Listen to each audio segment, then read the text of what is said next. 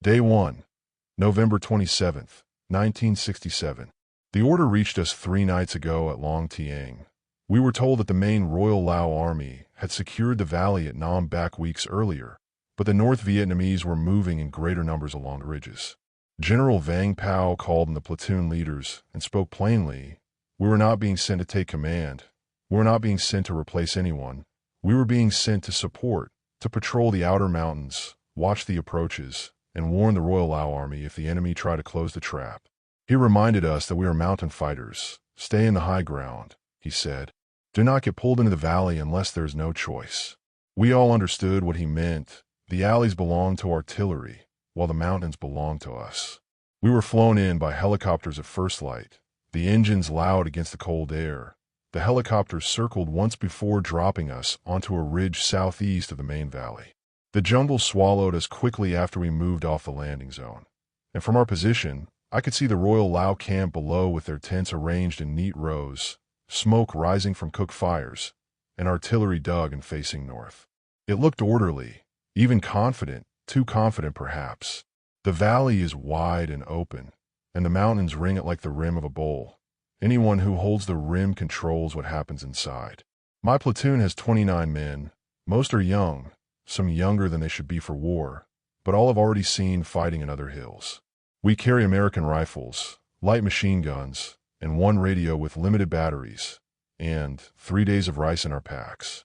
The air is damp and cold here with fog rolling through in waves, sometimes thick enough to swallow the entire valley floor, which was good for concealment, but bad for air support. Today we moved slowly along the ridge line, spreading out in staggered intervals the way we always do. By mid-morning we found fresh footprints on the northern slope. The spacing was disciplined, evenly measured with heavy boots. In the afternoon, a Royal Lao officer climbed up to our position with 2 bodyguards, and he thanked us for reinforcing the outer perimeter and said their defenses in the valley were strong. He spoke of artillery strength and promised that American aircraft would respond quickly to any major attack. I nodded and listened. I did not argue, but I have seen artillery run out of ammunition, and I have seen aircraft grounded by weather. The fog today stayed until nearly noon. If the enemy chooses the right morning, no plane will see this valley. As dusk settled, one of my scouts pointed to a distant ridge where a small flash appeared briefly, then vanished as signal light. It blinked twice more, then darkness. The North Vietnamese Army were communicating. We dug deeper in our fighting positions tonight. Not large, just enough to protect from mortar fragments. I ordered double sentries and rotated them every 2 hours. I also gave order of no campfires and to just eat cold rice only. My men are calm. They prefer the high ground and trust the jungle more than the open valley. But still, there's a feeling in the air, like the stillness before a heavy rain. We are here as support, nothing more. The Royal Lao Army holds the valley and is doing the main major fighting against the North Vietnamese Army. We are here to guard the rim, and if the rim collapses, the valley will not matter. The jungle is quiet tonight, too quiet. Day 2.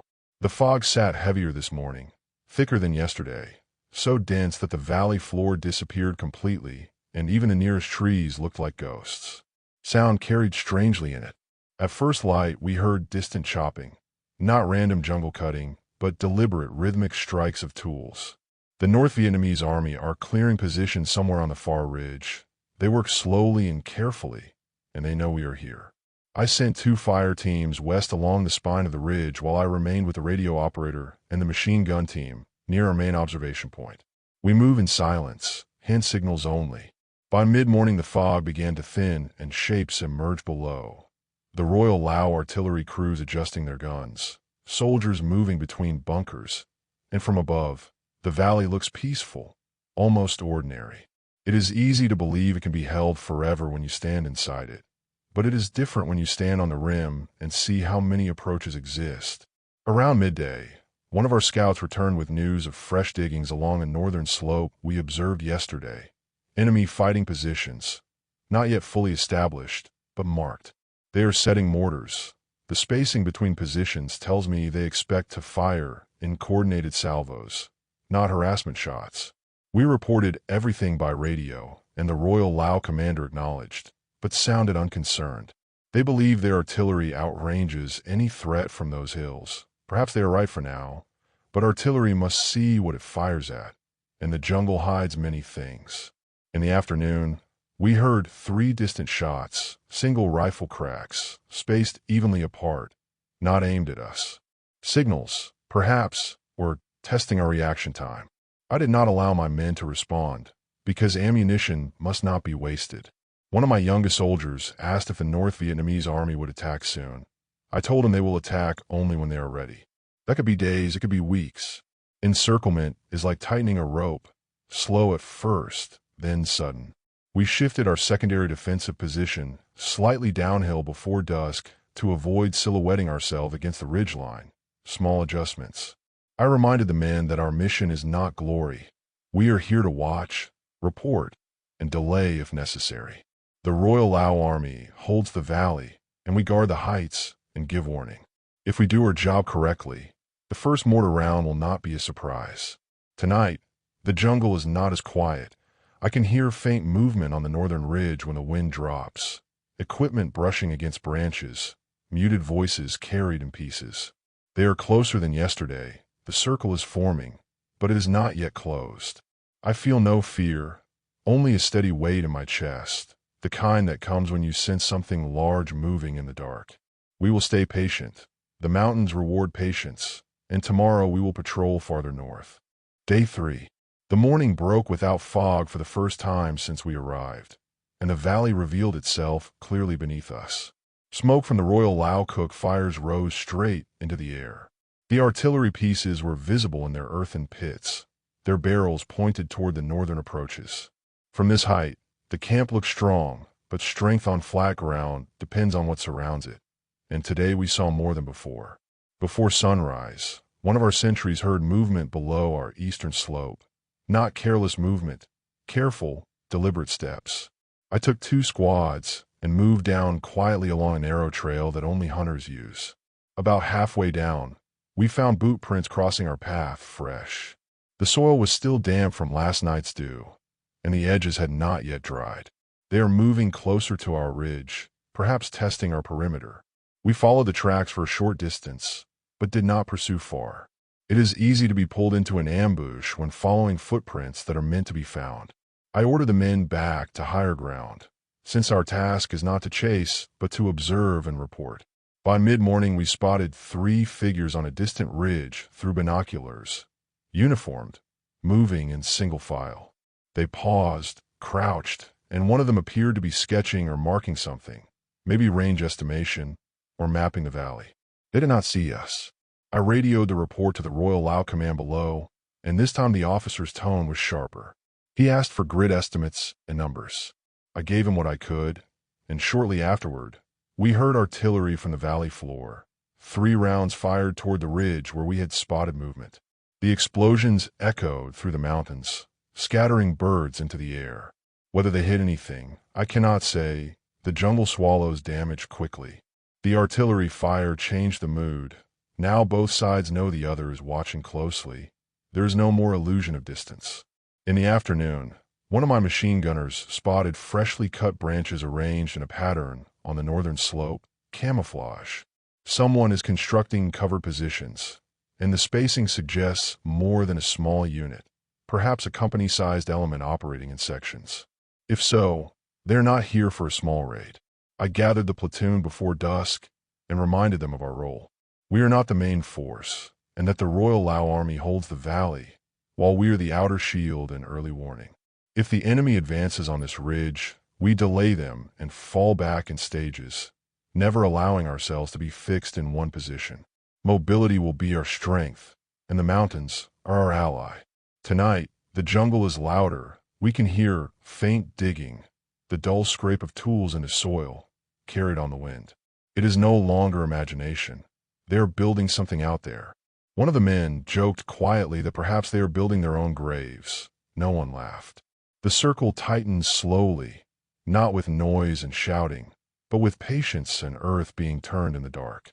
We remain on the rim, as the valley sleeps below, unaware of how many eyes now watch from the trees. Day 4. The jungle felt different this morning, not louder, not quieter, just aware. Even the birds seemed hesitant to break the silence. We rose before first light and rotated the night sentries back into the line. No contact during the dark hours, but several times the men reported faint metallic sounds drifting from the north. Equipment, tools, maybe mortar tubes being positioned. After sunrise, I took half the platoon farther along the ridge than we had gone before. The terrain grows steeper there, thick bamboo mixed with tall hardwood trees. Good defensive ground if held properly, but bad ground if lost. We moved slowly, checking every depression and fallen log. And twice we found small signs, cigarette butts pressed into the soil, boot impressions partially brushed away. They are disciplined but not invisible. By mid-morning we reached a narrow saddle between two ridges. From there, through a gap in the trees, I saw something that made my stomach tighten. Freshly cut branches arranged in rectangular shapes along a distant slope. Not random, too straight. Fighting positions, possibly crew-served weapons. They're not just scouting anymore. They're preparing to stay. I radioed the report to the Royal Lao command below. This time the reply came quicker. They asked for estimated distance and direction. I gave them both, and within minutes we heard artillery fire again from the valley. The rounds impacted short of the suspected positions. The jungle swallowed the explosions and then returned to silence. It concerns me that the artillery fires almost blindly. The enemy is higher and better concealed than they believe. In the afternoon, we observed movement on 3 separate ridgelines, small elements, never clustered, always moving carefully. They appear to be coordinating sectors. This is not harassment. This is encirclement being measured step by step. I gathered my squad leaders and adjusted our fallback routes. If this ridge becomes untenable, we will withdraw west in 2 bounds, leaving a small covering element to delay pursuit. We rehearse signals quietly. No shouting. No confusion. Each man must know where to go without being told. One of the younger soldiers asked if the North Vietnamese know exactly how many we are. I told him probably not, but they do not need to know our number. They only need to know the valley is surrounded. Late in the day, a Royal Lao liaison officer climbed up again, sweat soaking his uniform. He said higher command believes the enemy is testing, but not preparing for a full assault yet. I nodded respectfully, but from what I see on these ridges, testing has already ended. As darkness fell, the temperature dropped sharply. The men huddled close without lighting fires, and we ate cold rice and dried meat. No one complained. Tonight, I can hear distant digging again, not frantic, but steady, methodical. They are not in a hurry, and that is what worries me most. Day 5. December begins with clearer skies, but that is not good news. At first light, we could see farther than any morning since our arrival. The northern ridges were no longer empty. Through binoculars, I counted at least 6 separate areas of disturbed earth along one slope, fighting positions. Some appeared reinforced with logs. One position looked large enough to hold a mortar crew. They are no longer hiding the fact that they are here. I sent 2 squads along the western spur to confirm whether the movement we saw yesterday was part of a larger line. By mid-morning, they returned with quiet urgency. More footprints, more brush cut at waist height, and something else. Thin communication wire partially buried along the ground. Field telephone line. I radioed the information down to the Royal Lao Command. The officer this time did not sound confident. He asked if we believed the enemy had brought heavy weapons. I told him I had not seen artillery pieces, but mortars were very likely. There was a long pause before he answered. Around noon, the valley artillery fired several ranging shots northward again. The explosions echoed sharply today. No immediate return fire followed, but that does not mean much. The North Vietnamese Army did not waste ammunition revealing positions prematurely. In the afternoon, we observed small groups moving in staggered intervals across 3 ridges at once, not random patrols. They are dividing the high ground like farmers marking fields. My men feel it too now. The early calm has changed. They sharpen their fighting knives without being told, and check magazines more often, with fewer jokes. I gathered the squad leaders and spoke plainly. We are here to observe, delay, and survive. The Royal Lao Army holds the valley floor. If the enemy commits to full encirclement, our ridge becomes the early warning line. If attacked, we fall back by bounds. never allowing ourselves to be fixed. Late afternoon brought the first real sign of pressure. A single mortar round landed far east of our position. Not aimed at us, more like a test. A dull thump, then smoke rising from the trees. It was a message from the North Vietnamese Army, saying, "We are here and we can reach you." As darkness fell, we heard distant hammering, wood against wood, reinforcing bunkers. They are building for something larger than a raid. Tonight, the air feels heavy, as if the mountains themselves are holding their breath. We remain on the rim of the bowl, watching as the circle becomes clearer with each passing day. December has begun, and with it, patience on both sides is thinning. Day 6. The morning began with the first true sign that this valley is no longer simply being watched. It is being shaped. Before dawn, we heard distant thuds from the northern ridge. Not artillery, too light, most likely mortars. The rounds did not land in the valley camp, but somewhere west, perhaps probing range and direction. They are calibrating. The fog rolled in shortly after sunrise, thick and wet. It muffled sound but also trapped it strangely close. Around mid-morning, one of our sentries signaled movement below our eastern slope. Through the mist, I saw 3 figures moving uphill slowly, spaced evenly apart. North Vietnamese regulars. They were not scouting recklessly. They were confirming terrain. We let them pass within rifle range without firing, since our orders are to observe unless directly engaged. Revealing our exact positions too early would only invite heavier fire.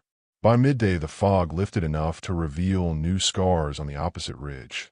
More earth turned over, more branches arranged deliberately. They are fortifying in layers now. Their preparation days ago is becoming a structured perimeter. I radioed the Royal Lao Command with our updated observations, and this time the reply carried strain. They reported increased sightings on the western approaches as well. It appears the buildup is not limited to our sector. The valley is being measured from all sides. In the afternoon, a liaison officer from the Royal Lao Army climbed up again, sweat-soaked despite the cool air. He said higher command believes the enemy may attempt to isolate the valley by cutting aerial resupply lanes. I looked toward the sky, clear at that moment, and wondered how many days like that remain before the weather turns fully against us. My men feel the change. They move more carefully now, checking every tree line before crossing small openings. Ammunition is counted twice. As we redistributed grenades, so each squad has equal numbers. I reminded them that our job is to hold the high ground as long as possible, not to die defending one rock. Late afternoon, we had our first extreme close contact. A small enemy element moved along the base of our ridge, perhaps unaware of how near we were. One of my machine gunners had them in his sights. I chose not to fire, since it would gain us nothing today, except retaliation tomorrow. As night fell, the valley artillery fired sporadically northward, likely in response to reports from other sectors. No visible counterfire came back, and that silence is unsettling.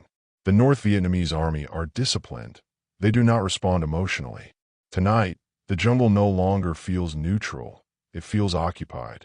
We can sense presence in the darkness, not close enough to engage, but close enough to know we are not alone on these ridges. 6 days in, and the ring is no longer forming. It is settling into place. We remain on the rim, watching the walls grow higher around the valley below.